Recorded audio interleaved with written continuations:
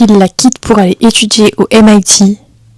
Il revient des années après ses études et il a qu'une idée en tête, la reconquérir. Sauf que Laura, elle est pas du tout ok et elle a érigé des murs contre son cœur. Bref.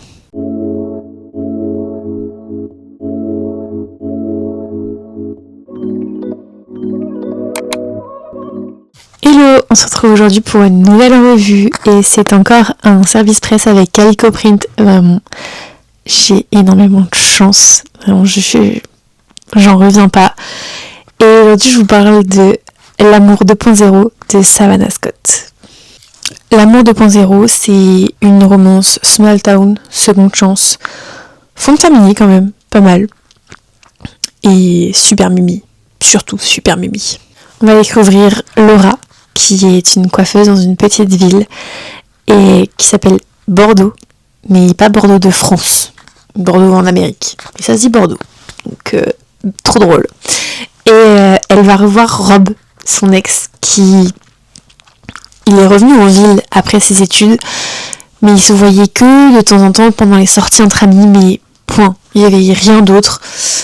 Et un soir, elle sort de son salon de coiffure, il pleut, mais tornade. Et Rob est là. Voilà, il va la raccompagner chez elle. Arrivé chez elle, elle a pas ses clés. Donc du coup, il va l'emmener chez lui, il va lui faire à manger. Bien sûr, il fait des lasagnes, elle adore les lasagnes. Il va la ramener chez elle, etc. Et en fait, on comprend que Rob, il a une idée en tête. Ben oui, Rob, il est encore fou de Laura. Et il va tout faire pour la reconquérir, évidemment.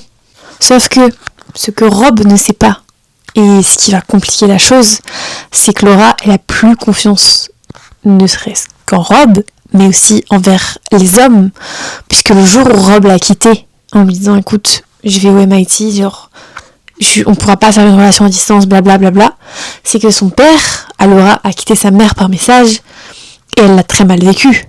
Donc en fait, elle a plus aucune confiance envers les hommes. On peut la comprendre.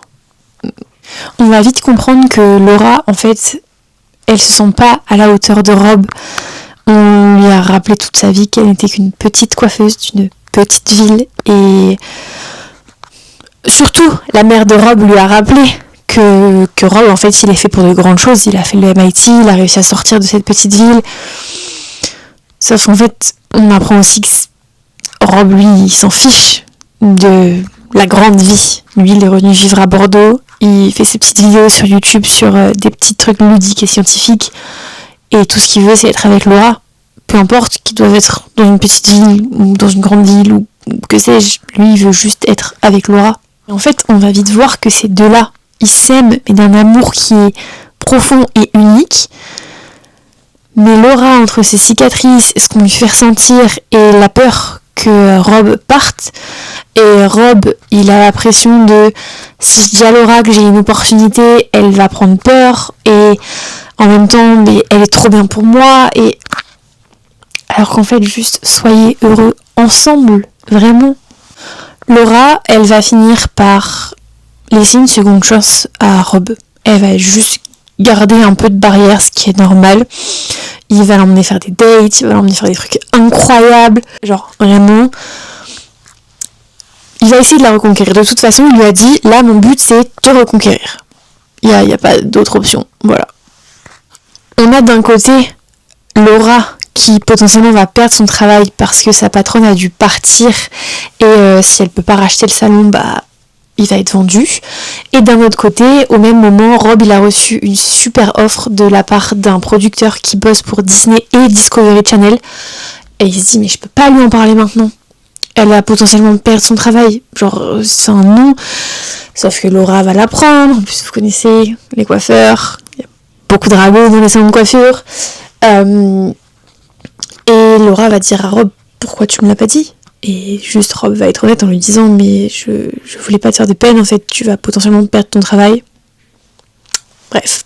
Au final, les producteurs viennent voir Rob, ils font un essai, c'est génial, et du coup Laura, elle remet ses barrières, et en gros elle s'apprête à quitter Rob. Genre vraiment, elle lui dit va vivre ta vie, genre vraiment fonce, c'est ce dont t'as toujours rêvé, fonce. Et de là, elle part quelque temps, du coup, chez son ancienne patronne, qui était en Californie, il me semble. Elle part 3-4 jours et elle répond plus à Rob, elle ignore ses appels. Lui, il est perdu, il sait pas quoi faire. Mais dis qu'il veut pas abandonner, en fait. Et quand elle revient, Rob, il a soudoyé la mère de Laura pour dire, écoute, je vais la chercher à l'aéroport. Et ils ont une grosse discussion. Une grosse discussion. Et Rob, il lui dit, mais je prends pas le poste si ça veut dire te perdre toi. En fait, c'est hors de question. Et il lui dit, mais là, écoute, la balle est dans ton camp. Alors c'est à toi de voir si tu veux de cette relation ou non. Donc je te laisse choisir, prends le temps qu'il te faut. Mais moi, je reste ici. Je pars pas. Pendant 2-3 jours, Laura elle va réfléchir à fond. Elle va faire que penser à ça. Elle va en parler à ses copines. Elle sait pas quoi faire. Et à un moment donné, elle décide aussi en même temps pardonner à son papa. Et donc, elle l'appelle. Et je sais que dans cet appel, on voit des détails, et moi j'ai compris tout de suite que c'était lui, mais voilà. Son père lui parle du salon, lui parle de Frida, donc Frida c'était sa patronne, et il lui parle de Rob, etc.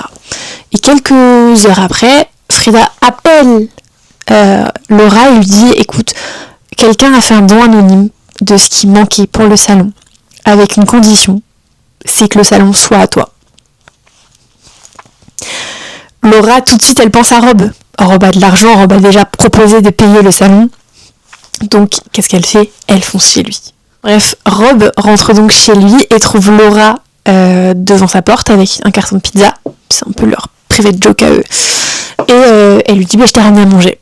Et il lui a dit, mais tu vas manger quoi, toi ? Bref, c'est leur private joke. Et Laura lui dit, oui, avant toute chose, il faut qu'on parle. Je suis prête à me remettre avec toi. Je suis prête à vivre notre histoire, mais... je t'avais dit de pas acheter le salon. Et Rob lui dit, mais c'est pas moi. Genre vraiment c'est pas moi. Et là ça fait tilt dans sa tête, parce qu'elle se rappelle du coup la conversation avec son père. Elle appelle Frida et elle lui dit, est-ce que c'est mon père ? Et Frida lui dit, je peux pas te le dire, c'est anonyme, mais oui. Et du coup elle appelle son père. Et bref, et elle parle avec Rob. Ils se remettent ensemble. Et Rob lui dit, moi je reste, j'ai vu avec les producteurs, en fait je n'aurais qu'à y aller une fois tous les 2-3 mois, et le reste je pourrais filmer d'ici, je reste avec toi, il est hors de question que je quitte Bordeaux et que je te quitte toi. Donc petit happy end quoi, comme on aime. Dans le prologue, on a une petite demande en mariage, toute mignonne, entourée juste de leurs amis proches, et franchement c'était trop mignon, et ça fait du bien, et je pense que tous les deux ont bien mérité leur happy end, vraiment. Enfin voilà, j'espère que ça vous a plu, honnêtement, si l'histoire vous a plu, foncez, parce que comme d'habitude je vous raconte les grosses parties, mais il y a plein de choses entre deux, et n'hésitez pas, vous pouvez le trouver chez Calico Print, vous pouvez le trouver sur Amazon, et franchement, foncez. Allez, je vous fais des bisous.